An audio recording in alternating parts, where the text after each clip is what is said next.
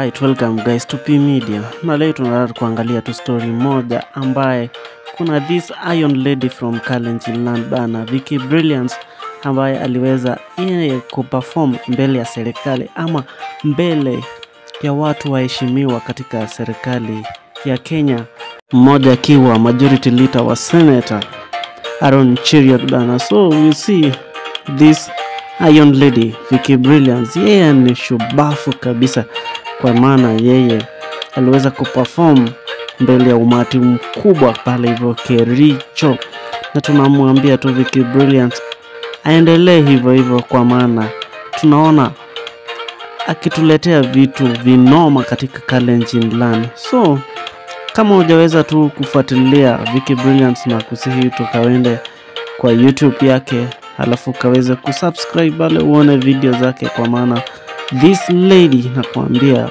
huyu ni simba wa kike bana. So kama hujasubscribe kwa P Media, na kusihi tukaweze kusubscribe, kwa maana P Media ndio inakuletea mambo yote humo ndani na nje ya Kenya. So thank you for watching. Let me leave you with this performance.